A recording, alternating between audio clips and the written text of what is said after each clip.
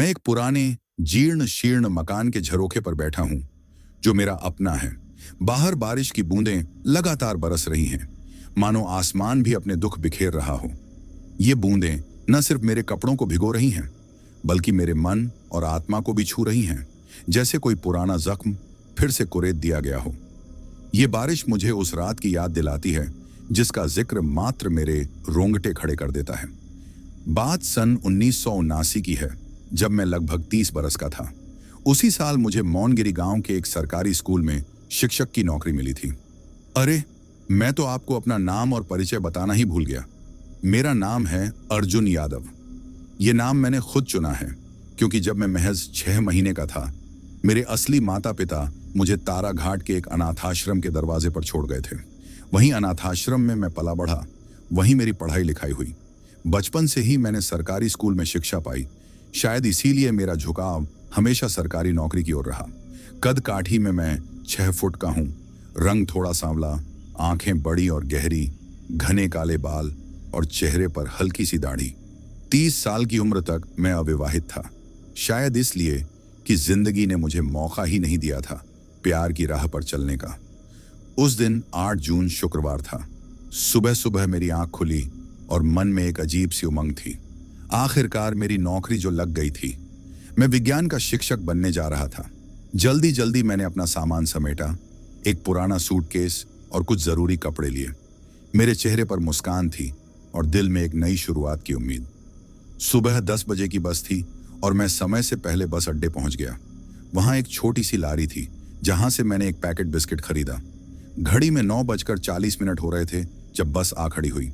मैंने पहले ही टिकट ले लिया था, इसलिए मुझे अपनी सीट आसानी से मिल गई। 30 साल की उम्र में भी मैं कभी तारा घाट से बाहर नहीं गया था। ये मेरा पहला लंबा सफर था और मैं इसे लेकर बेहद उत्साहित था। बस की खिड़की से बाहर का नजारा देखते देखते न जाने कब मेरी आंखें भारी हुईं और मैं नींद की आगोश में चला गया। सपने में मैंने एक ऐसी लड़की देखी जिसकी खूबसूरती मेरे होश उड़ा रही थी। उसकी आंखें ऐसी चमकदार जैसे सूरज की किरणें किसी झील पर पड़ रही हों, और इतनी गहरी जैसे समंदर की अनंत गहराइयां। वो बार बार मेरा नाम पुकार रही थी, अर्जुन, अर्जुन। उसकी आवाज में एक अजीब सी कशिश थी, मानो वो मुझे किसी अनजान जगह की ओर खींच रही हो। मैं बस उसकी आंखों में खोया हुआ था और तभी अचानक मेरी नींद टूटी। मैं हक्का बक्का रह गया। आज तक मुझे कभी किसी लड़की का सपना नहीं आया था और न ही मुझे अपने सपने कभी याद रहे। लेकिन ये लड़की कौन थी और वो मुझे कहाँ बुला रही थी? उसकी आंखों में कुछ था, जैसे कोई रहस्यमयी कहानी, कोई बीता हुआ रिश्ता या कोई अनकही किस्मत। मैं उसे जानता नहीं था, फिर भी ऐसा लग रहा था जैसे जैसे मैं उसे हमेशा से जानता हूं। क्या ये बस एक सपना था या किसी नई कहानी की दस्तक? नमस्कार मेरे प्यारे दर्शकों, मैं हूं प्रवीण और आप सुन रहे हैं हॉरर कहानी। दोस्तों, अगर आप इन सवालों के जवाब जानना चाहते हैं तो कहानी के अंत तक जुड़े रहें। और हाँ, अगर आपने अभी तक चैनल को सब्सक्राइब नहीं किया है तो अभी कर लीजिए, ताकि ऐसी ही रोमांचक और खौफनाक कहानियों का एक भी अपडेट मिस न हो। और अगर आप पहले ही हमारे परिवार का हिस्सा बन चुके हैं तो दिल से आपका शुक्रिया। तो चलिए कहानी को आगे बढ़ाते हैं। मैं सोच में डूबा हुआ था कि आखिर वो लड़की मेरी कल्पना थी या हकीकत में थी। 3 घंटे और 40 मिनट का लंबा सफर तय करने के बाद मैं मौनगिरी पहुंचा। थकान ने मेरे शरीर को जकड़ लिया था और मन में एक अजीब सी बेचैनी थी। मैं सीधा विद्यालय की ओर चल पड़ा। वहां का माहौल बेहद सुनसान था, जैसे समय यहां ठहर सा गया हो। इधर उधर भटकते हुए मैं आखिरकार आचार्य जी के कार्यालय तक पहुंचा। उन्होंने मुझसे मेरी सारी जानकारी ली, मेरा नाम, मेरी नियुक्ति का पत्र और मेरे अनुभव के बारे में। फिर मैंने हिचकिचाते हुए थोड़ा संकोच भरे लहजे में उनसे पूछा, सर, मैं यहाँ पहली बार आया हूँ और अकेला हूँ। रहने और खाने पीने का इंतजाम? मेरी बात पूरी होने से पहले ही मैं उनकी ओर देखने लगा, जैसे जवाब की उम्मीद में। आचार्य जी ने हल्की सी मुस्कान के साथ कहा, अरे अर्जुन, घबराओ मत। स्कूल के पीछे ही छात्रावास है। तुम्हारे रहने और खाने पीने का पूरा इंतजाम हमने पहले ही कर दिया है। ये लो तुम्हारा परिचय पत्र। मैंने वहां के संचालक को बता दिया है कि आज एक नया शिक्षक आने वाला है। वो तुम्हें तुम्हारे कमरे की चाबी दे देगा। उनके शब्दों ने मेरे मन को राहत दी। मैंने एक लंबी सांस ली और कहा, धन्यवाद सर, आपका बहुत बहुत शुक्रिया। मैं खड़ा हुआ, उनका आभार मानते हुए, और छात्रावास की ओर चल पड़ा। छात्रावास पहुंचते ही मेरी नजर एक पुराने जर्जर टेबल और कुर्सी पर पड़ी, जहां एक बूढ़ा आदमी बैठा था। उसकी नजरें मुझ पर ऐसी थीं जैसे मैंने उसका कोई पुराना हिसाब चुकता नहीं किया हो। मैंने हिम्मत जुटाकर आगे बढ़ते हुए कहा, चाचा, मैं नया शिक्षक हूं। मेरा नाम अर्जुन यादव है। ये मेरा परिचय पत्र। मैंने अपना पत्र उसकी ओर बढ़ाया। वो बूढ़ा संचालक मेरी ओर देखने लगा, अपने मोटे चश्मे के पीछे से मुझे घूरते हुए। फिर बिना कुछ ज्यादा बोले उसने हम कहा और अपनी हथेली में पड़ी चाबी मेरी ओर बढ़ा दी। मैंने चाबी ली और अपने कमरे की ओर चल दिया। कमरे में दाखिल होते ही मेरी नजर चारों ओर गई। एक पुरानी खटारा सी चारपाई एक कोने में पड़ी थी। पास में एक मिट्टी का मटका रखा था जिसमें पीने का पानी था, और उसके बगल में एक पुराना गिलास। कमरा खाली खाली सा था, मानो सालों से कोई यहां रहा ही न हो। दीवारें जर्जर थीं और एक कोने में एक छोटा सा गुसलखाना था। मैं थकान से चूर था, सोचा पहले स्नान कर लूं, शायद मन को थोड़ा सुकून मिले।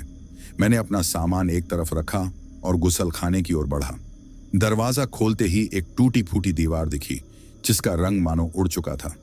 वहां एक छोटी सी बाल्टी पड़ी थी। जैसे तैसे मैंने स्नान किया और बाहर निकला। अब थोड़ा बेहतर महसूस हो रहा था। मैं सीधा चारपाई पर लेट गया और थकान के मारे नींद की आगोश में चला गया। लेकिन नींद में फिर वही सपना। मेरा पूरा शरीर पसीने से तरबतर था और मैं घबराकर जाग गया। मैं सीधा बैठ गया, सांसें तेज थीं।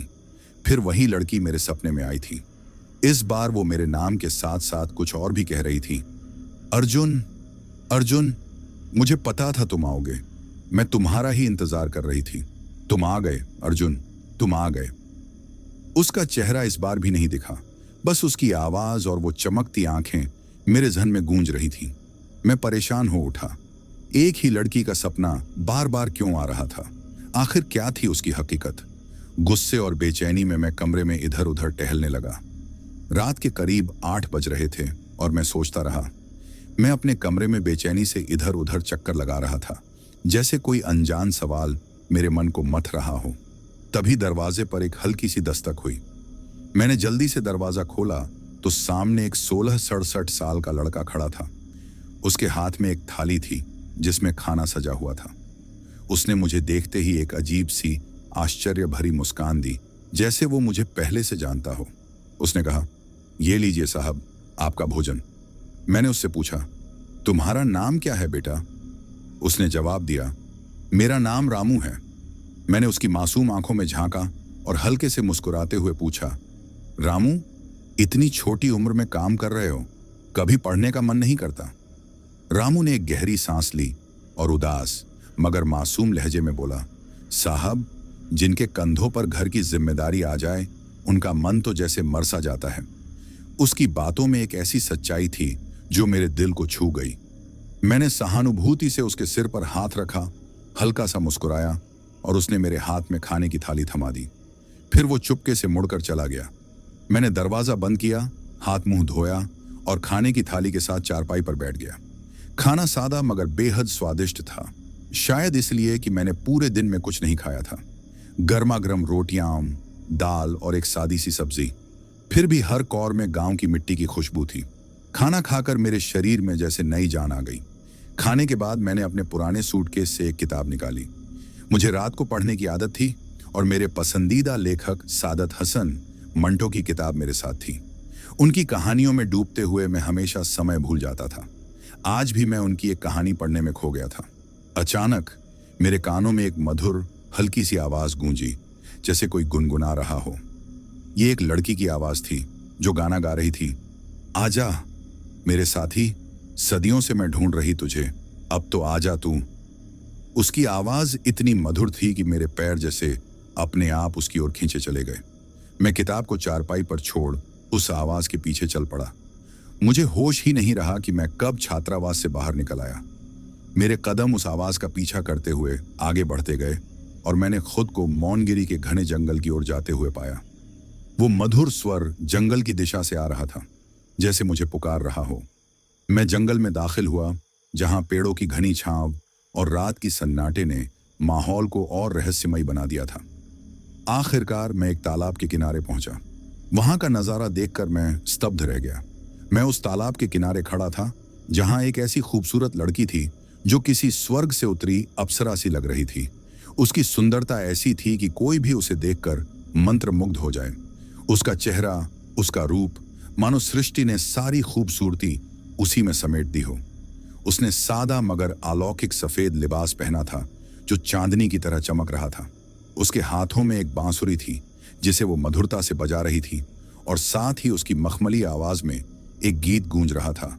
आजा मेरे साथी, सदियों से मैं ढूंढ रही तुझे। उसके इर्द गिर्द कई मोर थे, जिन्होंने अपने रंग बिरंगे पंख फैलाए हुए थे और उसकी धुन पर थिरक रहे थे, जैसे प्रकृति भी उसके साथ नाच रही हो। वो अपनी धुन में पूरी तरह खोई हुई थी और मैं उसकी यौवन को देखकर पागल सा हो गया था। मैं चुपके से एक पुराने घने पेड़ के पीछे छिपकर उसे निहार रहा था। उसका हर अंदाज, हर हाव भाव मुझे अपनी ओर खींच रहा था। तभी वो पलटी और मेरी सांसें थम गईं। अरे ये क्या? वो आंखें, वो वही आंखें थीं जो मुझे बार बार सपनों में दिखाई दे रही थीं, गहरी, चमकदार और रहस्यमयी, जैसे कोई अनकहा राज छिपा हो। आज पहली बार मैंने उसका चेहरा देखा। चांदनी रात में उसका मुखड़ा 14वीं के चांद सा दमक रहा था। उसकी सुरमई आंखें, घने घुंघराले बाल जो हवा में लहरा रहे थे, और गुलाब की पंखुड़ियों जैसे नाजुक होंठ, उसका हर अंग मानो कुदरत की बेजोड़ कारीगरी था। मैं उसकी खूबसूरती में डूब गया, जैसे कोई दीवाना। वो मोरों के साथ थिरक रही थी और मैं अपने मन में कहीं खोया हुआ जैसे उसके साथ झूम रहा था। वो नज़ारा इतना जादुई था कि मैं चाहता था कि वक्त यहीं रुक जाए और मैं उस लम्हे को हमेशा के लिए चुरा लूं। तभी अचानक सूरज की एक तेज किरण मेरी आंखों पर पड़ी और मेरी आंखें खुल गईं। ये क्या? मैंने खुद को उसी पेड़ के पास पाया। मेरी आंखें खुलीं, लेकिन दिमाग में एक धुंध सी छाई थी, जैसे कोई कोहरा मेरे जहन को ढक रहा हो। मुझे कुछ याद नहीं आ रहा था और सिर में हल्का हल्का चक्कर सा महसूस हो रहा था। मैंने अपनी आंखें मलीं और दिमाग पर जोर डाला। अचानक वो लड़की मेरे ख्यालों में उभरी, वही जिसकी मधुर आवाज और चमकती आंखें मुझे बार बार सपनों में दिखाई दे रही थीं। फिर धीरे धीरे कल रात का मंजर मेरी आंखों के सामने साफ हुआ। मैंने उस तालाब के किनारे उसे देखा था। उसकी बांसुरी की धुन, मोरों का नाच और उसकी वो अप्सरा सी शक्ल। मैं एकदम से उठ खड़ा हुआ और तेज कदमों से छात्रावास की ओर बढ़ चला। पूरे रास्ते मेरा दिमाग उसी के बारे में सोच रहा था। वो कौन थी? क्या वो सचमुच थी या मेरा वहम?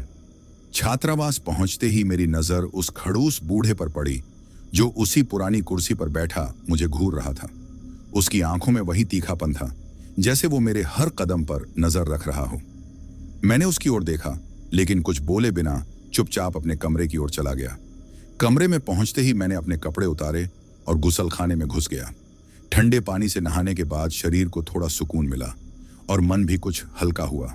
मैंने साफ कपड़े पहने और चारपाई पर बैठकर सोचा। स्कूल खुलने में अभी 2 दिन बाकी थे और मेरे पास वक्त था। मैंने सोचा, क्यों ना गांव के बाजार में सैर कराऊं।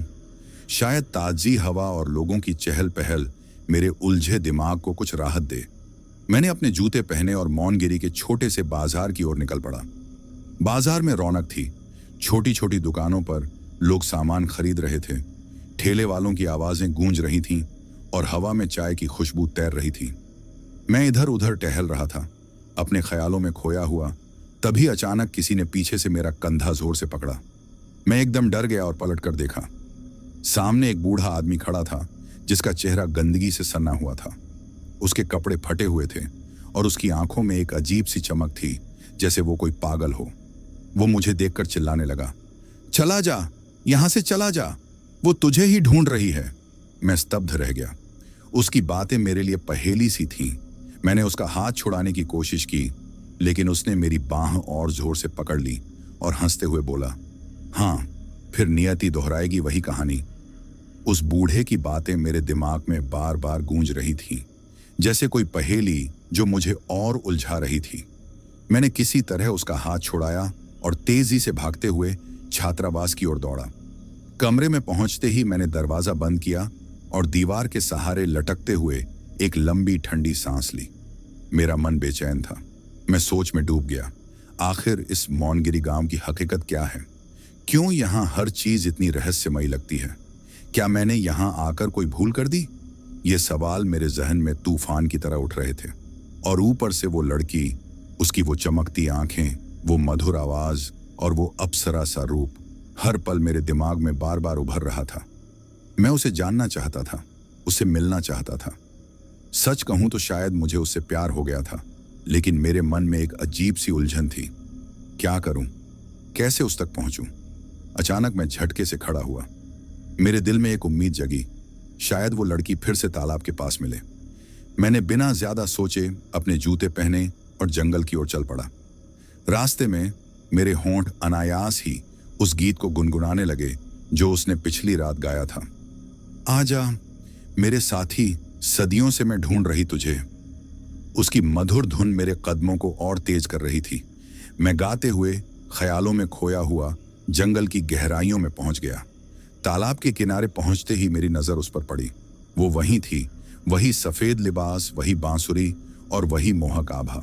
वो तालाब के किनारे बैठी थी, मानो प्रकृति की गोद में सुकून से समय बिता रही हो। मैं उसके पास जाना चाहता था, लेकिन मन में एक अनजाना डर था। मैंने एक पेड़ के पीछे छिपकर उसे देखना शुरू किया। उसकी हर अदा, उसकी हर मुस्कान जैसे मेरे दिल को बांध रही थी। तभी अचानक उसने मेरी ओर देखा।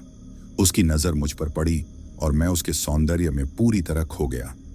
वो हल्के से मुस्कुराई और उसकी वो मुस्कान इतनी प्यारी थी कि मेरे दिल की धड़कनें और तेज हो गईं। फिर उसने एक ऐसी मधुर आवाज में कहा, आओ यहां मेरे पास बैठो। उसका स्वर इतना कोमल था जैसे कोई जादू मेरे कानों में घुल रहा हो। मैं हिचकिचाते हुए धीमे कदमों से उसके पास गया।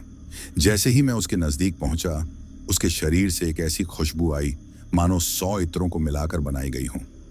मैं उस खुशबू में डूबता चला गया। मैं बस उसे देखे जा रहा था और वो मुझे।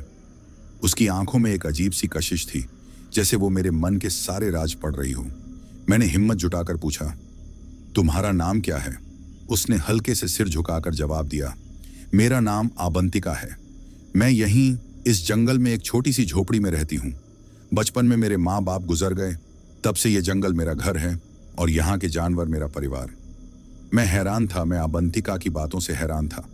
उसकी सादगी और समझदारी ने मुझे और भी मोहित कर दिया। मैंने पूछा, तो तुम्हें इस जंगल में अकेले रहने से डर नहीं लगता? आबंतिका ने एक गहरी नजर मुंह पर डाली और उसकी आंखों में एक अजीब सी शांति थी। उसने कहा, डर कैसा अर्जुन? जब अकेलेपन से दोस्ती हो जाए तो फिर किसी और की जरूरत ही नहीं पड़ती। जब मन में खुद की हिम्मत जाग जाए तो सिवाय ईश्वर के किसी का डर नहीं रहता। उसकी ये बातें इतनी गहरी थीं कि मैं उसे और गौर से देखने लगा। उसकी हर बात में एक अनजानी ताकत थी जो मुझे उसकी ओर और खींच रही थी। मैंने हल्के से मुस्कुराते हुए कहा, वैसे तुम बहुत सुंदर गाती हो। तुम्हारा गाना तो ऐसा है कि न सिर्फ जानवर बल्कि इंसान भी दीवाना हो जाए। ये कला तुमने कहां से सीखी? आबंतिका ने हल्का सा सिर झुकाया और उसकी मुस्कान में एक मासूम शरारत झलक रही थी। कहीं से नहीं अर्जुन, ये कुदरत की खूबसूरती देखकर मेरे मन से अपने आप निकल पड़ता है। और हाँ, मेरे गाने से सिर्फ जानवर ही नहीं, कुछ साहरी बाबू भी आकर्षित हो जाते हैं। ये कहते हुए उसने मेरी ओर देखा और मंद मंद मुस्कुराई।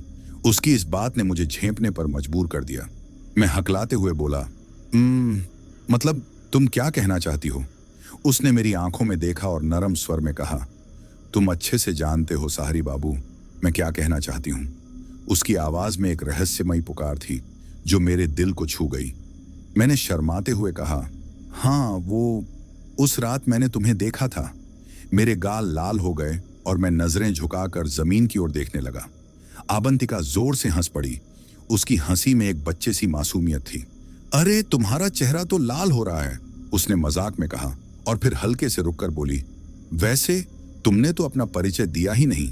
मैंने अपनी झेंप छिपाते हुए कहा, अरे हाँ, मैं तो भूल ही गया। मेरा नाम अर्जुन यादव है। मैं तारा घाट से हूं। तुम्हारी तरह मेरा भी इस दुनिया में कोई नहीं है। मेरी आवाज में एक हल्की सी उदासी थी। आबंतिका ने मेरी ओर देखा और फिर धीरे से मेरा हाथ पकड़ लिया। उसका स्पर्श इतना कोमल था कि मेरे मन की सारी बेचैनी जैसे पिघल गई। उसने हमदर्दी भरे लहजे में कहा, उदास मत हो अर्जुन जी, आज से तुम्हारी अकेली दुनिया में एक दोस्त की कमी पूरी हो गई। उसकी आवाज में इतना प्यार था कि मैं उसे बस देखता रह गया। हम दोनों बातों में खो गए। वो अपनी जिंदगी की छोटी छोटी बातें बताती रही और मैं उसकी हर बात को ध्यान से सुनता रहा। उसकी आवाज, उसकी हंसी, उसकी आंखों की चमक, सब कुछ मुझे अपनी ओर खींच रहा था। हमारी बातें चलती रहीं और न जाने कब दिन रात में बदल गया। तालाब के किनारे का वो मंजर, उसकी बांसुरी की धुन और उसकी मौजूदगी, सब कुछ जादुई सा लग रहा था। तभी अचानक एक अजीब सी आवाज गूंजी। और ये क्या? अचानक ये कैसी आवाज थी? अचानक आसमान में काले बादल घिर आए और जोरों की बारिश शुरू हो गई। बारिश की बूंदें इतनी तेज थीं कि मानो आसमान फट पड़ा हो। मैंने एक पेड़ के नीचे छिपने के लिए दौड़ लगाई, लेकिन आबंतिका ने मेरा हाथ पकड़ लिया। उसने मुझे बारिश में खींच लिया और हम दोनों पानी में भीगने लगे। बारिश अब और खतरनाक हो चली थी।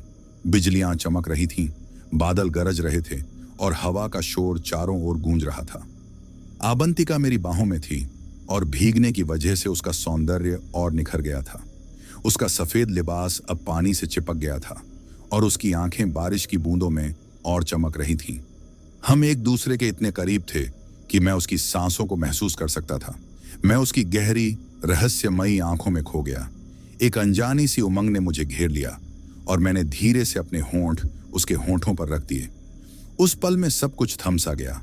मैंने आंखें बंद कर लीं, लेकिन जैसे ही मैंने आंखें खोलीं, मैं हक्का बक्का रह गया। आबंतिका, जो अभी तक एक अप्सरा सी खूबसूरत थी, अब एक भयानक रूप में बदल चुकी थी। उसका चेहरा डरावना हो गया था। आधा चेहरा जला हुआ, नाखून लंबे और नुकीले, और उसकी आंखों से खून टपक रहा था। वो पेड़ के नीचे खड़ी थी और उसकी भयावह नजरें मुझ पर टिकी थीं। उसने एक डरावनी गहरी आवाज में कहा, अब तुम्हें जाने नहीं दूंगी अर्जुन। सदियों से सिर्फ तुम्हारा इंतजार कर रही थी मैं। मेरा दिल जोर जोर से धड़क रहा था। मैंने पूरी ताकत लगाकर वहां से भागना शुरू किया। वो मेरे पीछे पीछे आ रही थी। उसकी भयानक हंसी जंगल में गूंज रही थी। मैं बस भागता रहा, पेड़ों और झाड़ियों को चीरते हुए, बिना रुके। तभी मेरी नजर दूर एक मंदिर की घंटियों पर पड़ी, जो रात के अंधेरे में हल्की सी चमक रही थी। मेरी जान उस मंदिर में अटकी थी। मैं पूरी ताकत से मंदिर की ओर दौड़ा।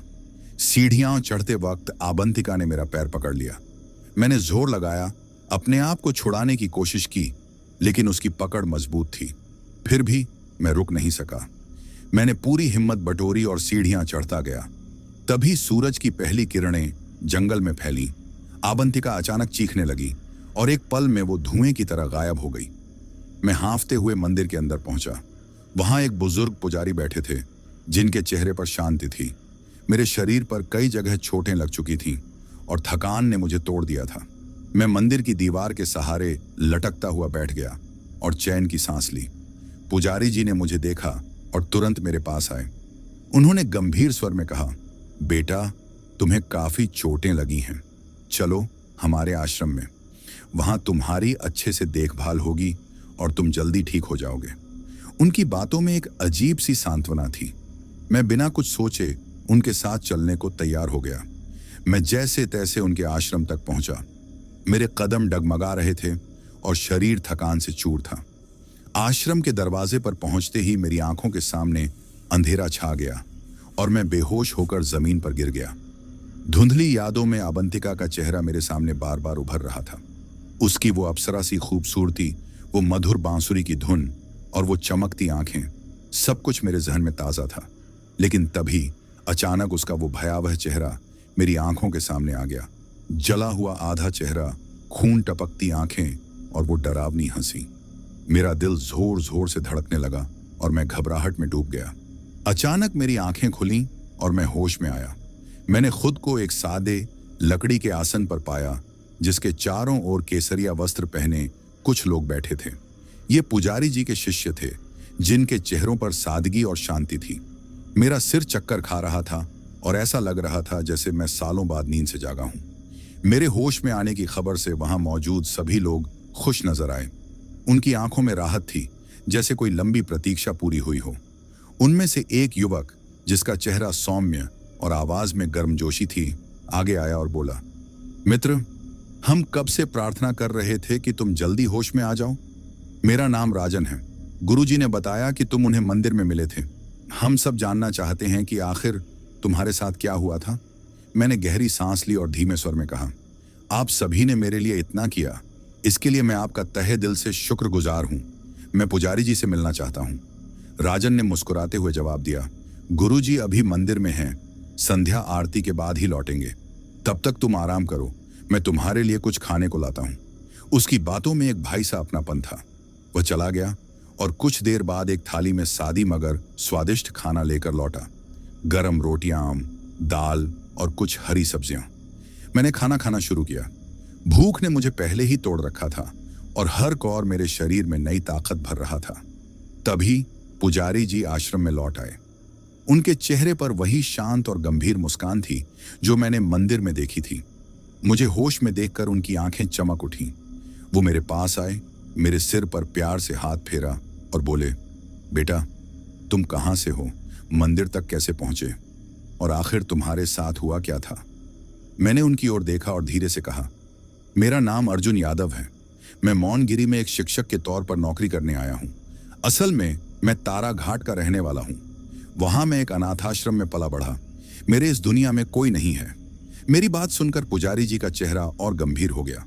उन्होंने मेरी ओर देखा और उनकी आवाज में एक गहरी सांत्वना थी। बेटा कभी खुद को अनाथ मत समझना। हम सब उस मालिक के बालक हैं जिसने हमें बनाया है।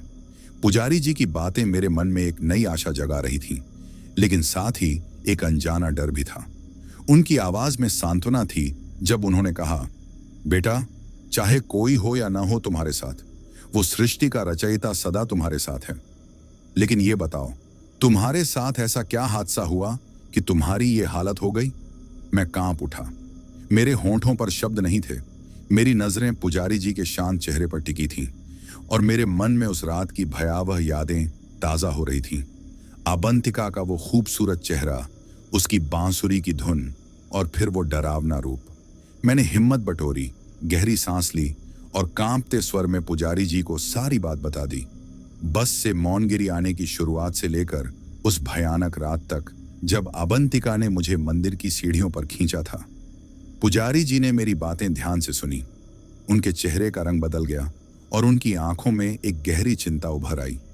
उन्होंने गंभीर स्वर में कहा, गुरु अनर्थ, अबंतिका वो इस गांव की सबसे पुरानी और खतरनाक आत्मा है। इसका मतलब उसका आगमन फिर से हो चुका है। वो अपना बदला लेने लौट आई है। मैं स्तब्ध रह गया। मेरे मुंह से अनायास निकला, लेकिन ये बदला कैसा पुजारी जी, और मेरा इससे क्या रिश्ता? कृपया मेरी मदद करें। मेरी आवाज में घबराहट और बेचैनी साफ झलक रही थी। पुजारी जी ने एक लंबी सांस ली और बोले, बेटा इस मामले में मैं कुछ नहीं कर सकता, लेकिन एक व्यक्ति है जो इसे रोक सकता है। मेरे गुरुजी, गुरु भट्टाचार्य। वो दिव्य शक्तियों के धनी हैं। मैंने तुरंत पूछा, वो कहाँ मिलेंगे पुजारी जी? उन्होंने गंभीरता से कहा, यह काम तुम्हें खुद करना होगा अर्जुन। गुरुजी गुफाओं में रहते हैं जो इस जंगल की गहराइयों में हैं। उन्हें मनाना आसान नहीं, लेकिन अगर तुम चाहो तो मेरा शिष्य राजन तुम्हारे साथ जा सकता है। बताओ, क्या तुम में इतनी हिम्मत है कि तुम उन तक जाओ और उन्हें मना सको? मेरे मन में एक अजीब सी उथल पुथल थी। डर था, लेकिन साथ ही आबंतिका के रहस्य को सुलझाने की चाहत भी। मैंने दृढ़ स्वर में कहा, पुजारी जी मैं कुछ भी करूंगा, बस आपका आशीर्वाद चाहिए। पुजारी जी ने मेरे सिर पर हाथ रखा और उनकी आंखों में एक पितासी ममता झलक रही थी। मेरे आशीर्वाद सदा तुम्हारे साथ हैं बेटा। मैंने उनकी ओर देखा और कहा, धन्यवाद पुजारी जी, हम कल सवेरे ही रवाना होंगे। दोस्तों, अगर आप अभी तक इस कहानी के साथ जुड़े हुए हैं तो आपसे एक छोटी सी गुजारिश है। अगर आपको यह कहानी पसंद आ रही है तो हमारे चैनल को सब्सक्राइब जरूर करें और वीडियो को अपने दोस्तों के साथ शेयर करें। आपका सपोर्ट हमें और भी बेहतरीन कहानियां लाने के लिए प्रेरित करता है। धन्यवाद। सारी रात मेरे मन में सवालों का तूफान उठ रहा था। कब, कैसे, आखिर मेरे साथ हो क्या रहा है और आगे क्या होगा? मैं एक विज्ञान का शिक्षक हूं। आत्माओं और रहस्यों पर विश्वास करना मेरे लिए आसान नहीं था, लेकिन जो हादसा मेरे साथ हुआ वो किसी भयानक सपने से कम नहीं था। अबंतिका, जिसे मैंने तालाब के किनारे देखा था, उसकी वो मधुर बांसुरी वो अप्सरा सी खूबसूरती, वो सौम्य स्वभाव, वो इतनी भयानक कैसे हो सकती थी? जिस आबंतिका से मुझे प्यार सा हो गया था, वो इतनी सुलझी और शांत लड़की थी। फिर वो डरावना रूप, वो खून टपकती आंखें, वो जला हुआ चेहरा, ये सब क्या था? और गुरु भट्टाचार्य जी, क्या वो सचमुच मेरी मदद कर पाएंगे? मैंने पुजारी जी से तो कह दिया कि मैं उन्हें मना लूंगा, लेकिन क्या मैं वाकई इतनी हिम्मत जुटा पाऊंगा? ये सवाल मेरे दिमाग में उलझन का जाल बुन रहे थे। इन चिंताओं और विचारों ने मुझे रात भर सोने नहीं दिया। मैं चारपाई पर लेटा करवटें बदलता रहा, लेकिन नींद कोसों दूर थी। बाहर अंधेरा धीरे धीरे छोंट रहा था और मुर्गे की बांग के साथ कोयल की मधुर कूक गूंजने लगी। कब सुबह हो गई पता ही नहीं चला। घड़ी में सुबह के 5:30 बज रहे थे। तभी मेरे कमरे के दरवाजे पर हल्की सी दस्तक हुई। मैंने दरवाजा खोला तो सामने राजन खड़ा था। उसके चेहरे पर एक उत्साह भरी मुस्कान थी। उसने कहा, चलो मित्र, मैं तैयार हूं। तुम भी जल्दी तैयार हो जाओ, हमें गुफाओं तक पहुंचते पहुंचते शाम हो जाएगी। मैंने हल्का सा हंसते हुए कहा, वाह राजन, तुम तो इतनी सुबह तैयार भी हो गए। मैं तो अभी अभी जागा हूं। और मित्र, मेरे पास तो पहनने के लिए कुछ खास कपड़े भी नहीं हैं। स्नान के बाद मैं क्या पहनूंगा? राजन ने मेरी बात सुनकर बेफिक्री से मुस्कुराया और बोला, बस इतनी सी बात, चिंता मत कर, मैं अभी कुछ लेके आता हूं। उसकी आवाज में एक भरोसा था जो मेरे मन को हल्का कर गया। मैंने सोचा, चलो कम से कम स्नान करने में अब वक्त नहीं लगेगा। कुछ ही देर में राजन लौटा और उसने मेरे हाथ में कुछ साफ सुथरे कपड़े थमाए। राजन ने मेरे हाथ में जो कपड़े थमाए वो आश्रम के पुजारियों जैसे थे। एक सादा सफेद अंगरखा और एक धोती। मैंने धोती को देखा और मेरे चेहरे पर हल्की सी झेंप छा गई। मैंने कभी धोती नहीं पहनी थी और इसे बांधना तो मेरे लिए किसी पहेली से कम नहीं था। मैंने हिचकिचाते हुए राजन की ओर देखा और कहा, ये क्या? ये कपड़े? राजन ने हल्का सा मुस्कुराते हुए जवाब दिया, हाँ मित्र, इस आश्रम में तुम्हें यही वस्त्र मिलेंगे। यहाँ का रिवाज है। मैंने थोड़ा असहज होते हुए कहा, हाँ वो तो मैं समझ गया, लेकिन मुझे धोती बांधना नहीं आता। राजन की आंखों में शरारत भरी हंसी चमक उठी। उसने जोर से हंसते हुए कहा, हाँ ठीक है अर्जुन, चिंता मत कर, मैं तुम्हें सिखा दूंगा। अब तुम जल्दी से स्नान कर लो। मैंने मन ही मन सोचा, मैं ठहरा शहरी बाबू, फॉर्मल पैंट शर्ट पहनने की आदत, लेकिन यहां तो मजबूरी का नाम महात्मा गांधी। मैंने अपने आप से यह कहकर हल्का सा हंसा और गुस्सल खाने की ओर बढ़ गया। ठंडे पानी से स्नान करने के बाद मेरे शरीर में एक नई ताजगी आ गई। जब मैं बाहर निकला तो मैंने धोती को जैसे तैसे लपेट लिया था, लेकिन वो इतनी टेढ़ी मेढ़ी थी कि देखने में हास्यास्पद लग रही थी। राजन मुझे देखकर मंद मंद मुस्कुराया। सच कहूं, मुझे खुद पर शर्मिंदगी भी हो रही थी और हंसी भी आ रही थी। राजन ने मेरी हालत देखकर कहा, लज्जाओ मत मित्र, मैं तुम्हारी मदद करता हूं। वो मेरे पास आया और बड़े प्यार से मेरी धोती को ठीक करने लगा। उसने इतनी कुशलता से धोती बांधी कि मैं दंग रह गया। अब मैं खुद को काफी सहज और हल्का महसूस कर रहा था। मैंने राजन की ओर देखा और कहा, मित्र, मुझे बस थोड़ा वक्त दो, मैं अभी तैयार होकर आता हूं। मैंने जल्दी से अपने बाल संवारे, एक साधारण सा बन बनाया और बाहर निकला। राजन बाहर खड़ा मेरा इंतजार कर रहा था। उसके हाथ में एक छोटा सा जूट का झोला था। मैंने उत्सुकता से पूछा, अरे दोस्त, इस झोले में क्या है? राजन ने मुस्कुराते हुए जवाब दिया, थोड़ा सा भोजन और कुछ जरूरी सामग्री। रास्ता लंबा है और अगर भूख लगी तो ये काम आएगा। राजन का स्वभाव बड़ा मस्तमौला था। उसका हर दूसरा शब्द खाने पीने के इर्द गिर्द घूमता रहता था। और क्यों ना हो, वह खुद हृष्ट पुष्ट था। गोरा चिट्टा रंग, गोल मटोल चेहरा और आंखों में एक चंचल सी चमक। उसका चेहरा ऐसा था मानो किसी ने मैदे के आटे को गूंदकर गोल लड्डू सा बना दिया हो। मैं उसे देखकर मन ही मन मुस्कुराया और बोला, अब चलें दोस्त। हम दोनों ने अपने झोले कंधों पर डाले और गुफाओं की ओर चल पड़े। रास्ते में राजन मेरी टांग खींचने से बाज नहीं आ रहा था। उसने हंसते हुए कहा, देखना मित्र, कहीं रास्ते में तुम्हारी आबंतिका न मिल जाए। बताओ तो, क्या तुम्हें सचमुच उससे प्रेम हो गया था? मैंने एक गहरी सांस ली और थोड़ा उदास स्वर में कहा, हाँ शायद हुआ था और शायद अब भी है। पता नहीं ये किस्मत मेरे साथ खेल रही है या कुदरत मुझसे मजाक कर रही है। राजन ने मेरी बात सुनकर हल्का सा सिर हिलाया और गंभीर होते हुए बोला, वो परमात्मा है अर्जुन, उसकी करने के आगे किसी की कहां चलती है। जो भाग्य में लिखा है वही होगा। उसकी बातों में एक सादगी थी जो मेरे मन को छू गई। हम बातें करते करते इतना आगे निकल आए कि मौनगिरी गांव पीछे छूट गया।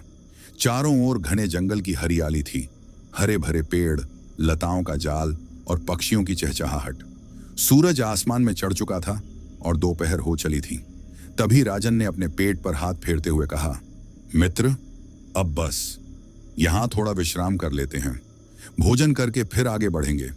उसने अपने झूठ के झोले को जमीन पर रखा और सबसे पहले एक सादा सा आसन निकाला, फिर एक मटके से पानी निकाला और अंत में भोजन की थाली सामने रख दी।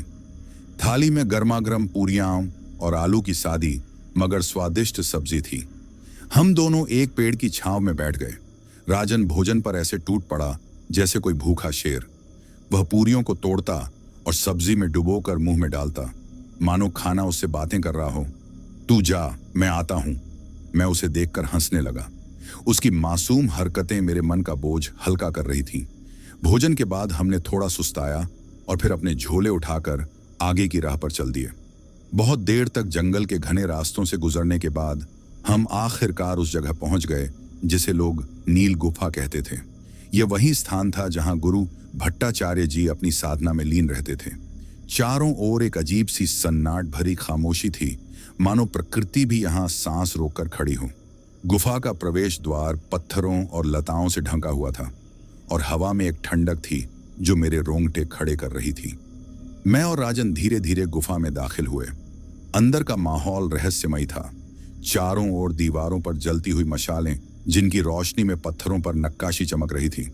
हल्की हल्की मंत्रों की गूंज गुफा की दीवारों से टकराकर हमारे कानों तक पहुंच रही थी, जैसे कोई प्राचीन रहस्य हवा में तैर रहा हो। हम गुफा के अंदर काफी दूर तक चले। रास्ते में पत्थरों की ठंडक और मशालों की गर्माहट एक अजीब सा संतुलन बना रही थी। आखिरकार हम उस जगह पहुंचे जहां गुरु भट्टाचार्य जी बैठे थे। उनकी आंखें बंद थीं और वो गहरे ध्यान में डूबे हुए थे। उनके काले वस्त्र, गले और हाथों में रुद्राक्ष की मालाएं, लंबी लंबी जटाएं और माथे पर लाल रंग का लंबा तिलक, सब कुछ उनकी आध्यात्मिक शक्ति का प्रतीक था। उनके आसपास कुछ शिष्य चुपचाप बैठे थे, जिनके चेहरों पर गंभीरता और श्रद्धा थी। एक शिष्य ने हमें हाथ के इशारे से चुप रहने को कहा, क्योंकि गुरुजी ध्यान में थे। हम दोनों चुपके से एक कोने में बैठ गए और मैं उनकी ओर देखता रहा। मन में एक अजीब सी बेचैनी और उम्मीद ली। कुछ देर बाद गुरुजी ने अपनी आंखें खोली। उनकी नजरें इतनी तीक्ष्ण थीं कि ऐसा लगा जैसे वो मेरे मन के सारे सवाल पढ़ सकते हैं। वो हमें देखते रहे और फिर राजन ने झुककर प्रणाम किया और बोलना शुरू किया। प्रणाम गुरुजी, मैं राजन हूं, गुरु नंद मोहन जी का शिष्य। हम यहाँ। राजन इतना ही बोल पाया था कि गुरुजी ने अपने हाथ के इशारे से उसे चुप कर दिया। उनकी गहरी आवाज गुफा में गूंजी। तू, उन्होंने मेरी ओर उंगली उठाते हुए कहा, तू यहाँ किस लिए आया है ये मैं जानता हूं। तू मेरे परम शिष्य नंद मोहन का भेजा हुआ है। मैं अवश्य तुम्हारी सहायता करूंगा। मैंने तुरंत हाथ जोड़े और कहा, प्रणाम गुरुजी, आपका बहुत बहुत धन्यवाद। गुरुजी ने गंभीर स्वर में कहा, इसकी कोई आवश्यकता नहीं बेटा, लेकिन तुझे कुछ नियमों का पालन करना होगा। सबसे पहले तुझे ये जानना होगा कि अवंतिका तेरे पीछे क्यों पड़ी है। इसके लिए हमें भूत भस्म हवन करना होगा। मैं गुरुजी की बात सुनकर स्तब्ध रह गया। हवन किस लिए गुरुजी? मैंने हिचकिचाते हुए पूछा। मेरे मन में एक अजीब सी बेचैनी थी। गुरुजी ने अपनी तीक्ष्ण नजरें मुझ पर टिकाईं और गहरी आवाज में बोले, ये वो हवन होगा अर्जुन जिसमें प्राचीन मंत्रों का जाप किया जाएगा। उन मंत्रों की शक्ति से तुझे दिखाई देगा कि तेरा और अवंतिका का क्या रिश्ता था। मैंने हैरानी से उनकी ओर देखा और कहा, मेरा और अवंतिका का? मैं समझा नहीं गुरुजी। उन्होंने शांत स्वर में समझाया, इस हवन में तेरे हाथ और पैर बांध दिए जाएंगे और तुझे एक गहरी निद्रा में सुला दिया जाएगा। उस निद्रा में स्वप्न के माध्यम से तुझे तेरा पिछला जन्म दिखाई देगा। उसमें तू सारा सच जान जाएगा। अवंतिका का तुझसे क्या संबंध है और वो तुझसे क्या चाहती है। गुरुजी की बातें सुनकर मेरे रोंगटे खड़े हो गए। पिछला जन्म, अवंतिका का मुझसे बदला? मेरे मन में डर का एक ठंडा साया फैल गया। मैं एक विज्ञान का शिक्षक था और ये सब मेरे लिए किसी दंतकथा सा लग रहा था। लेकिन उस रात का भयानक अनुभव मेरे जहन में अभी भी ताजा था। आबंतिका का वो डरावना चेहरा, उसकी खून टपकती आंखें। मैंने हिम्मत जुटाई और सोचा, चाहे कुछ भी हो, मुझे इस रहस्य का जवाब ढूंढना ही होगा। मैंने गुरुजी की ओर देखा और मन ही मन दृढ़ निश्चय किया। मेरी बगल में बैठा राजन भी गुरुजी की बातें सुनकर थोड़ा सहम गया था। उसके चेहरे पर हल्की सी घबराहट साफ दिख रही थी। गुरुजी ने अपनी बात जारी रखी। आज रात को ही ये हवन किया जाएगा। सारी तैयारियां शुरू कर दो और इन दोनों के लिए भोजन का प्रबंध करो। उनकी आवाज में एक आदेश सा था, जिसे सुनकर उनके शिष्य तुरंत अपने अपने कामों में जुट गए। ये नील गुफा ही गुरु भट्टाचार्य जी का आश्रम थी। यहाँ का माहौल शांत और आध्यात्मिक था। हमें एक सादे मगर साफ सुथरे कमरे में ले जाया गया, जहां हमें स्वादिष्ट भोजन परोसा गया। ताजी रोटियां, दाल और कुछ मौसमी सब्जियां। भोजन की महक और स्वाद ने मेरे थके हुए शरीर को थोड़ा सुकून दिया। रात का दूसरा पहर हो चुका था और हवन का समय अभी कुछ घंटे दूर था। मैं और राजन एक पत्थर की बेंच पर बैठे थे। चारों ओर मशालों की रोशनी और मंत्रों की गूंज थी। राजन ने मेरी ओर देखा और हौसला बढ़ाते हुए कहा, मित्र, तुम डरना नहीं, तुझे इस समस्या पर विजय जरूर प्राप्त होगी। मैंने उसकी ओर देखकर हल्का सा मुस्कुराया और कहा, हाँ दोस्त, तुम्हारे इस आश्वासन ने मेरी हिम्मत और बढ़ा दी। राजन ने मेरे कंधे पर हाथ रखा और गंभीर स्वर में बोला, मित्र, तुझे इस कठिन राह से गुजरना होगा, लेकिन इसके बाद तुझे अपने सारे सवालों के जवाब मिल जाएंगे। मैं तुम्हारे साथ हूं। मैंने राजन की ओर देखा। उसकी बातों से मेरे मन में एक नई हिम्मत जागी। अवश्य, धन्यवाद दोस्त, मैंने हल्के से मुस्कुराते हुए कहा। तभी गुरुजी के दो शिष्य हमारे पास आए। उनके चेहरों पर गंभीरता थी और एक ने कहा, गुरुजी ने आपको बुलाया है, चलिए। हम दोनों तुरंत खड़े हुए और उनके पीछे चल दिए। गुफा के भीतर का रास्ता मशालों की रोशनी से जगमगा रहा था, लेकिन हवा में एक ठंडी सिहरन थी। जैसे ही हम हवन स्थल पर पहुंचे, मेरे सामने का दृश्य देखकर मेरा दिल जोर जोर से धड़कने लगा। एक बड़ा हवन कुंड तैयार था, जिसके चारों ओर मिट्टी और पत्थरों में बिखरे हुए पुराने मृत कंकाल पड़े थे। मशालों की लपटें हवा में नाच रही थीं और उनकी रोशनी में कंकालों की छायाएं दीवारों पर भयानक आकृतियां बना रही थीं। यह मंजर इतना डरावना था कि मेरे रोंगटे खड़े हो गए। मैं सहम गया, लेकिन तभी राजन ने मेरे कंधे पर हाथ रखा। उसका स्पर्श मुझे एक अजीब सी ताकत दे रहा था, जैसे कह रहा हो कि मैं अकेला नहीं हूं। गुरुजी ने मुझे हवन कुंड के पास बुलाया और गंभीर स्वर में कहा, अर्जुन, यहां इन कंकालों के बीच लेट जा। मैंने उनकी ओर देखा। मेरे मन में डर और संकोच था, लेकिन उनकी आंखों में एक ऐसी शक्ति थी कि मैं मना नहीं कर सका। मैं धीरे धीरे कंकालों के बीच लेट गया। जमीन ठंडी थी और मेरे चारों ओर की हवा में एक अजीब सी गंध थी। गुरुजी के शिष्यों ने मेरे हाथ और पैर रस्सियों से बांध दिए और फिर मेरी आंखों पर एक काली पट्टी बांध दी। अंधेरे में मेरी सांसें तेज हो रही थीं और मेरा दिल जोर जोर से धड़क रहा था। तभी गुरुजी ने मेरे दाहिने हाथ की कलाई पर एक पवित्र धागा बांधा। उन्होंने मंत्र जाप शुरू किया। उनकी गहरी गूंजती आवाज गुफा की दीवारों से टकरा रही थी। जैसे जैसे मंत्र तेज होते गए, मुझे अपनी आंखों के सामने एक गहरी अथाह गहराई महसूस होने लगी। मेरी पलकें भारी हो रही थीं और मेरे शरीर में एक अजीब सी सुस्ती छाने लगी। कुछ ही पलों में मैं एक गहरी नींद में डूब गया और मेरी चेतना स्वप्न की दुनिया में प्रवेश कर गई। स्वप्न में मैंने देखा कि मैं एक विशाल पुरानी हवेली के भीतर था, जिसके ऊंचे ऊंचे खंभों और नक्काशीदार दीवारों में राजसी ठाठ बाट झलकता था। मैं उस हवेली के ठाकुर वीर राज प्रताप सिंह का इकलौता बेटा था और मेरा नाम था अर्जवेंद्र सिंह।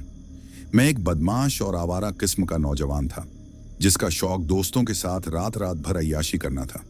शराब, संगीत और मौज मस्ती मेरी जिंदगी का हिस्सा थे। उसी हवेली में सौरिका बाई नाम की एक औरत काम करती थी। वह मेरे पिता की बहुत पुरानी और वफादार सेविका थी, जिस पर पिताजी का बहुत भरोसा था। उनके कई एहसानों तले दबी सौरिका बाई हमारे परिवार के लिए अपनी जान तक देने को तैयार थी। उसकी एक बेटी थी, आबंतिका। स्वप्न में जब मेरी नजर उस पर पड़ी तो मैं फिर से उसके सौंदर्य में खो गया। उसकी चंचल हंसी, सादी गागर चोली में उसकी सादगी और उसकी आंखों की वो मासूम चमक, सब कुछ मुझे फिर से मोहित कर गया। एक रात मैं अपने दोस्तों के साथ शराब के नशे में चूर होकर हवेली लौट रहा था। पिताजी के डर से मैंने पीछे के रास्ते का सहारा लिया, जो हवेली के उस हिस्से से होकर गुजरता था जहां सौरिका बाई और अवंतिका रहती थीं।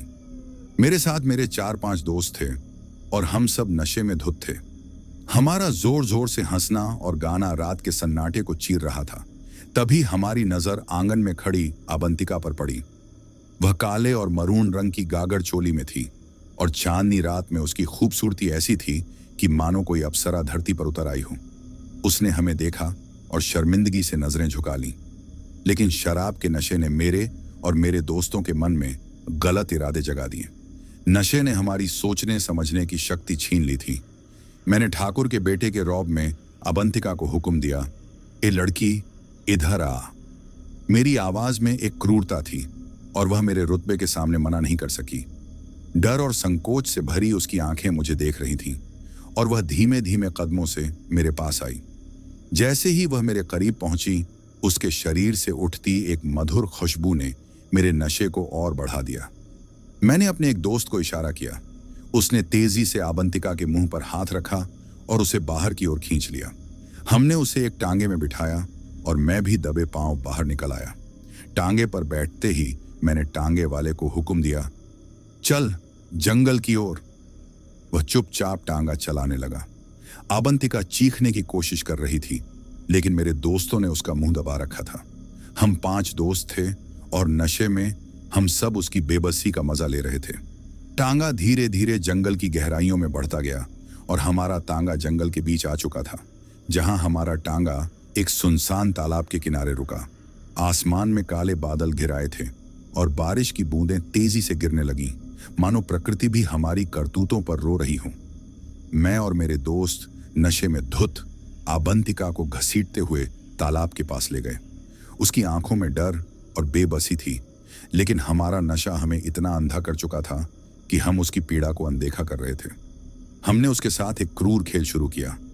कभी मैं उसे अपने दोस्त की ओर धकेलता तो कभी मेरा दोस्त उसे मेरी ओर।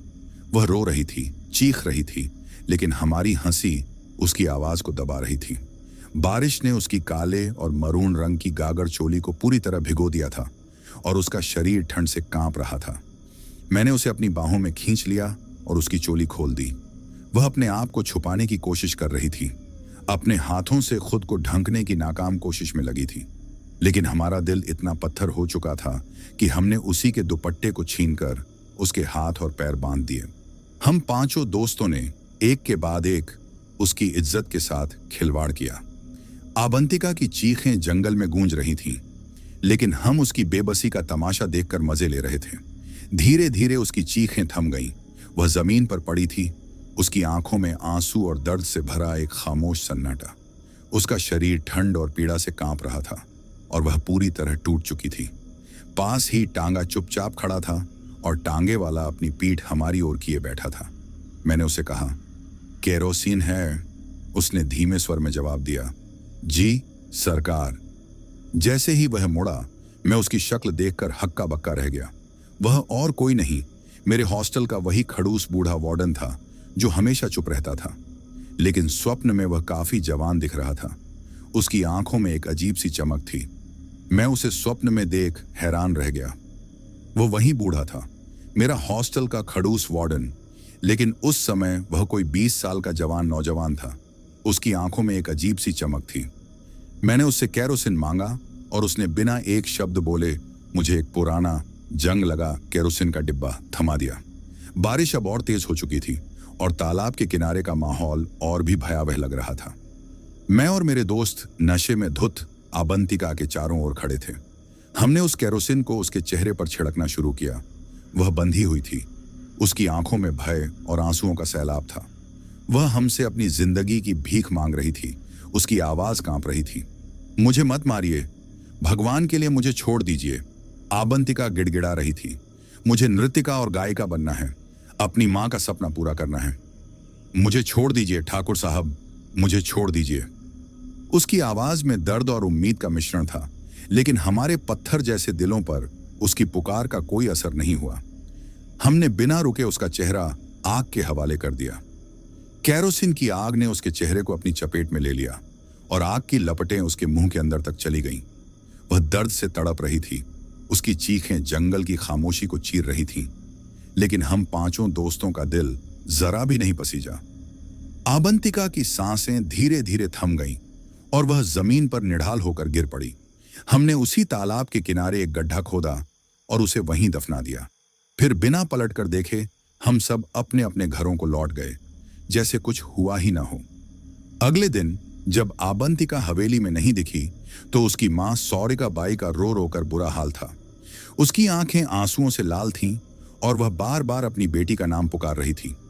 मेरे पिताजी ठाकुर वीरराज प्रताप सिंह ने उसे ढूंढने के लिए गांव में कई लोगों को भेजा, लेकिन आबंतिका का कहीं कोई सुराग नहीं मिला। मैंने मौके का फायदा उठाया और बात को घुमाने की कोशिश की। मैंने कहा, मुझे लगता है आबंतिका अपनी मर्जी से कहीं चली गई है। इतने छोटे गांव में वह और कहां जाएगी। मेरी मां ने मेरी बात का समर्थन करते हुए कहा, हाँ सौरिका बहन, मुझे भी यही लगता है। मैंने सौरिका बाई की ओर देखा और बोला, बेहतर है काकी, आप उसे भूल जाएं। अब उसके इंतजार के सिवा आप कुछ नहीं कर सकती। ठाकुर साहब, मेरे पिताजी गुस्से से तमतमाते हुए बोले, उसके इंतजार की कोई जरूरत नहीं। उस नीच पापिनी ने इस हवेली का नाम खराब किया है। अगर वे लौटी तो उसका सिर धड़ से अलग कर दिया जाएगा। मैं मन ही मन खुश था। मुझे यकीन हो गया था कि अब किसी को मुझ पर कोई शक नहीं होगा। सौरिका काकी अपनी आंखों में आंसुओं का सैलाब लिए चुपचाप अपने छोटे से कमरे की ओर चली गईं। उनकी कदमों की आहट हवेली के पत्थरों पर गूंज रही थी और उनकी सिसकियां मेरे कानों में एक तीखा दर्द छोड़ गईं।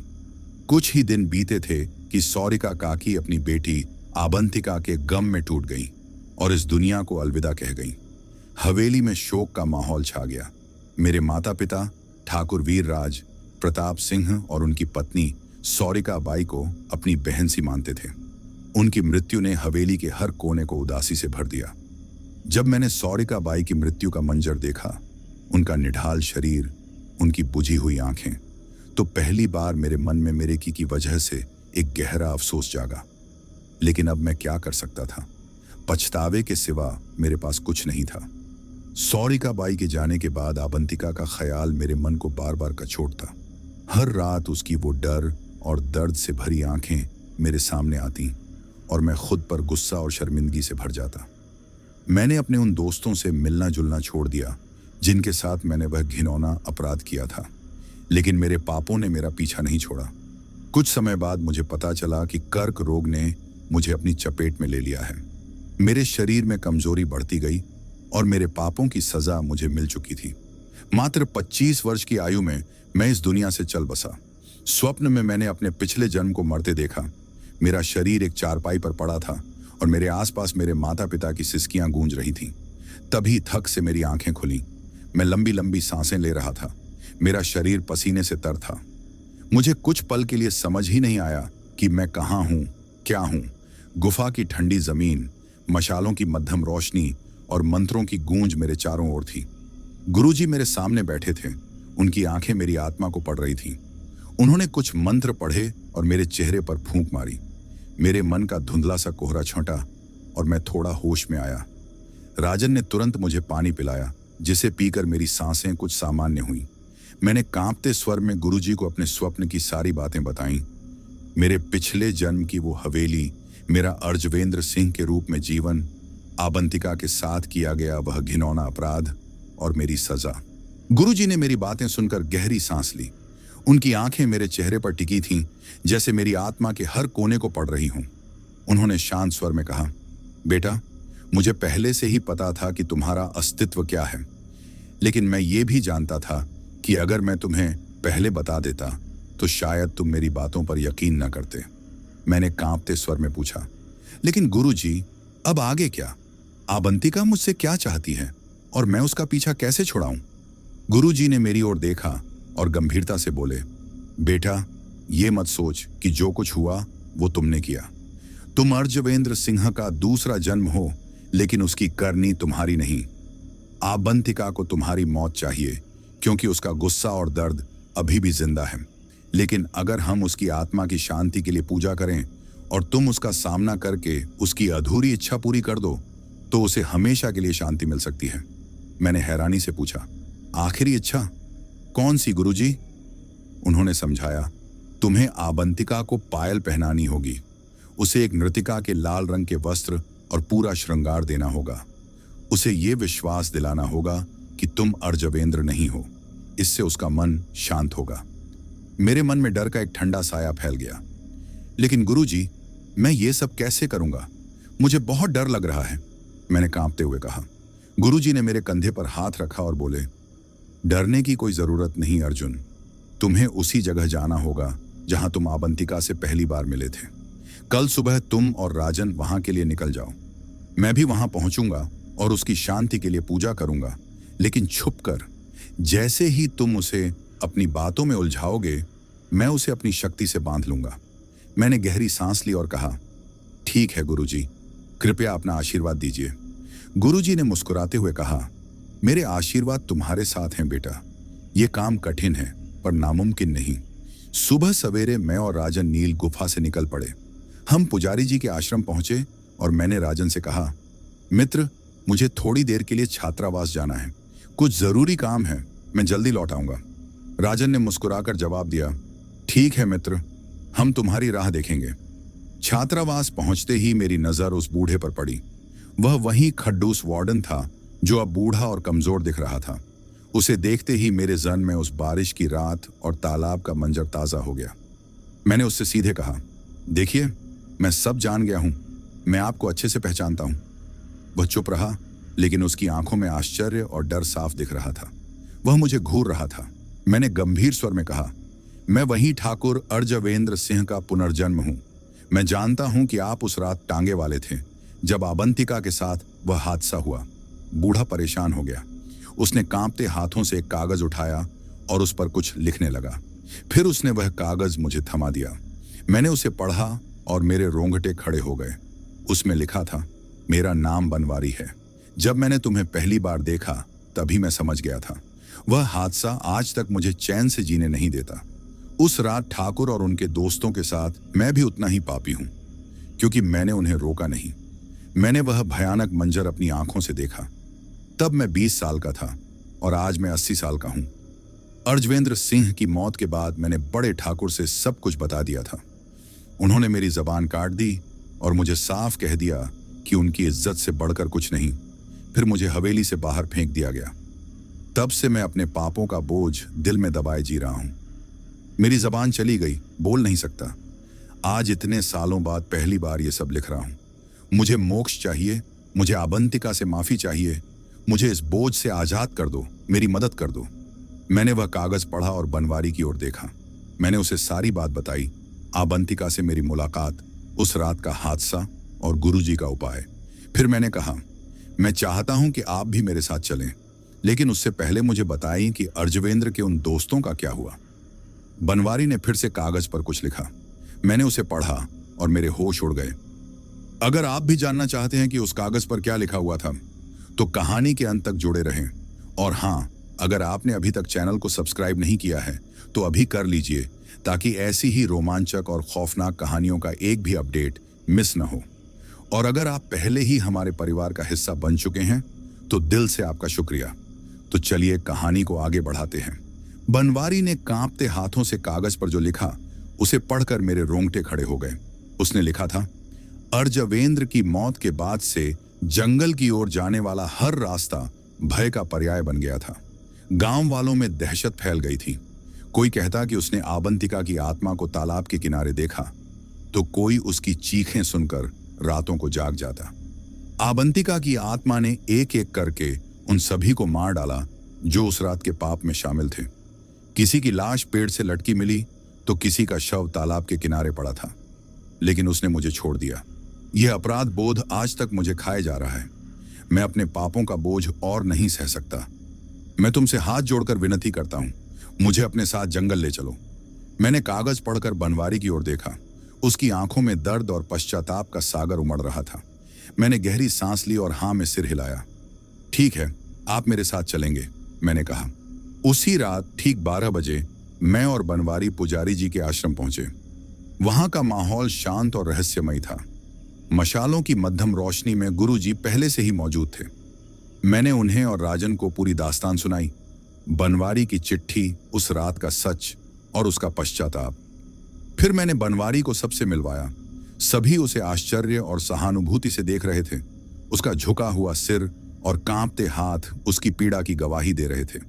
गुरुजी ने गंभीर स्वर में कहा, हमें जल्दी ही जंगल पहुंचना होगा। ये लो अर्जुन, ये थाल। मैंने थाल की ओर देखा। उसमें चांदी की पायल, लाल रंग के रेशमी वस्त्र और श्रृंगार की सारी चीजें, सिंदूर, काजल, बिंदिया और फूलों की माला सजी हुई थीं। मैंने थाल को सावधानी से हाथ में लिया। गुरुजी ने बनवारी को अपने साथ रखा और हम जंगल की ओर चल पड़े। रास्ते में चांदनी रात का उजाला पेड़ों की छाया में डरावना लग रहा था।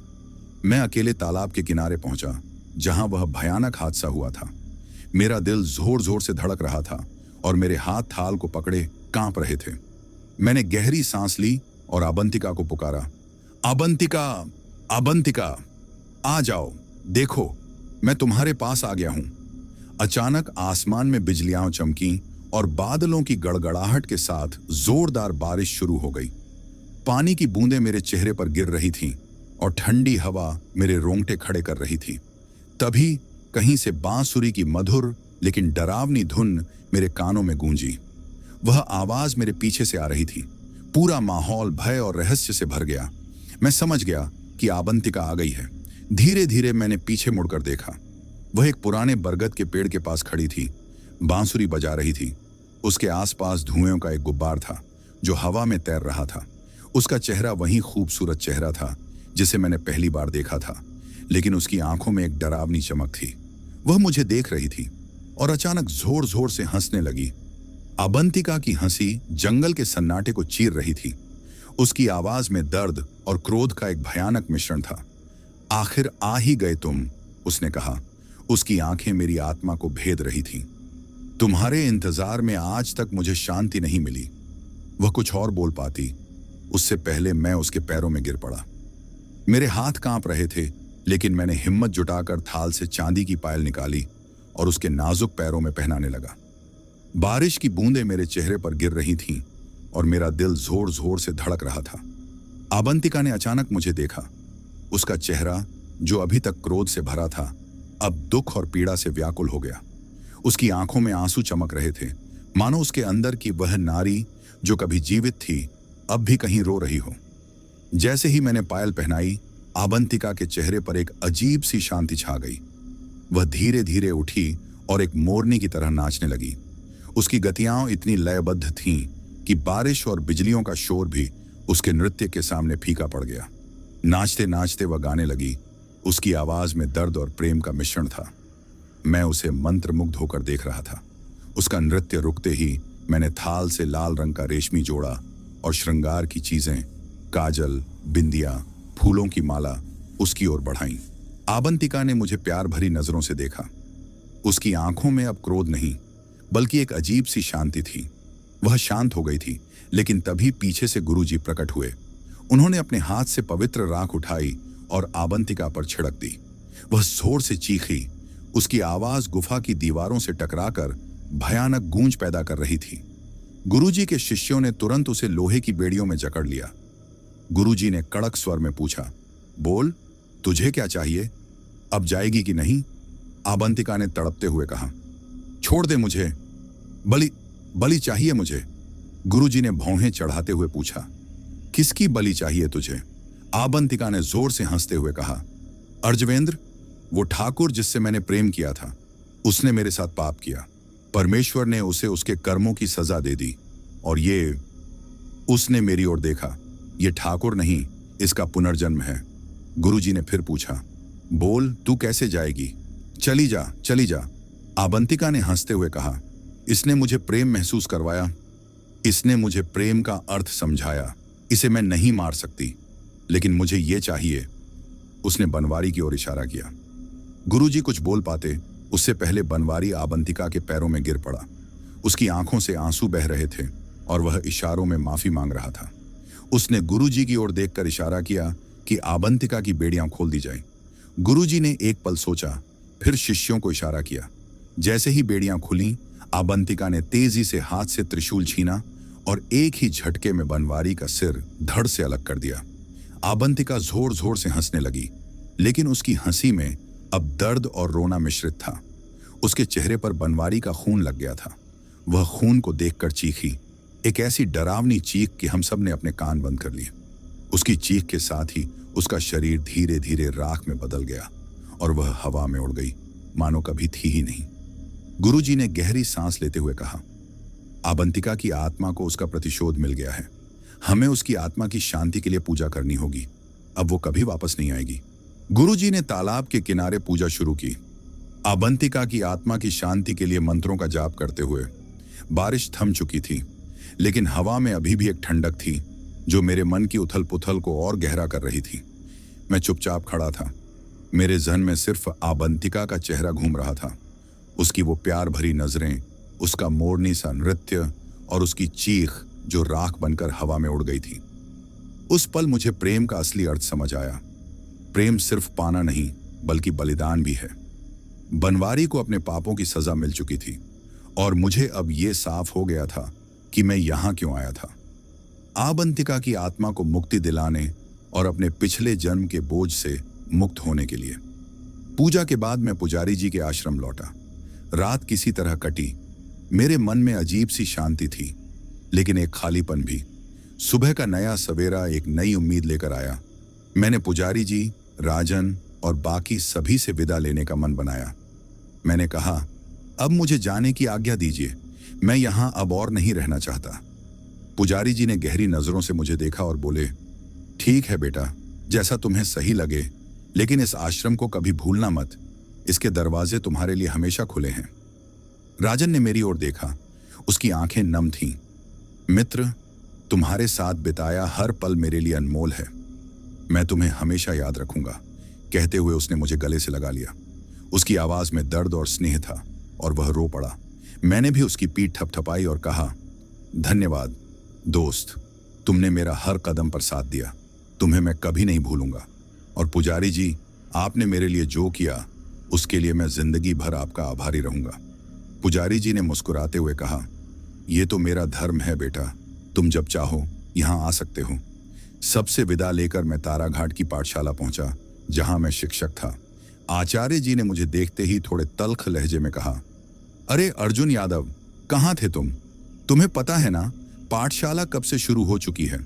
मैंने शांत स्वर में जवाब दिया, यहीं था सर, कुछ जरूरी काम था, उसे पूरा कर लिया और ये मेरा इस्तीफा है। आचार्य जी हैरान रह गए। ये क्या, अभी तो तुमने काम शुरू भी नहीं किया और अचानक ये? मैंने कहा, शहर में कहीं और मेरी नौकरी लग गई है और अब ये जगह मुझे रास नहीं आएगी। आचार्य जी ने एक पल के लिए मुझे देखा, फिर बोले, ठीक है, जैसा तुम समझो। नई नौकरी के लिए बधाई। धन्यवाद सर, कहकर मैं वहां से निकल पड़ा। मैंने किसी को नहीं बताया कि मेरे पास न तो कोई नौकरी थी, न ही कोई ठिकाना। मैं बस स्टेशन पहुंचा और ताराघाट की बस पकड़ ली। बस की खिड़की से बाहर देखते हुए मेरा पूरा सफर मेरी आंखों के सामने घूमने लगा। नील गुफा, गुरुजी, आबंतिका की आत्मा और वो बारिश की रात। आबंतिका की कहानी मेरे जहन और दिल में हमेशा के लिए बस गई थी। मेरा दिल सिर्फ उसके लिए धड़कता था और उसकी जगह न कोई ले सकता था, न मैं देना चाहता था। आज मैं एक छोटे से सरकारी स्कूल में शिक्षक हूं।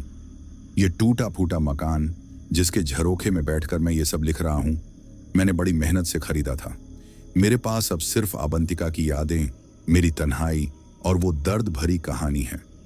हर बारिश मुझे उस रात की याद दिलाती है जब मैंने आबंतिका का भयानक रूप देखा, जब उसके साथ वो हादसा हुआ और जब उसकी आत्मा को शांति मिली। कुछ यादें दर्द भरी हैं, कुछ डरावनी और कुछ इतनी प्यारी कि उन्हें मैं अपने सीने में संजोए रखता हूं। ये मेरी जिंदगी है आबंतिका, जिसे मैं कभी नहीं भूल सकता। आज भी बारिश हो रही है और मेरी रूह और जहन को झकझोर कर रख रही है। काश आबंतिका मेरे पास होती, काश मैं उसके साथ जिंदगी बिता पाता।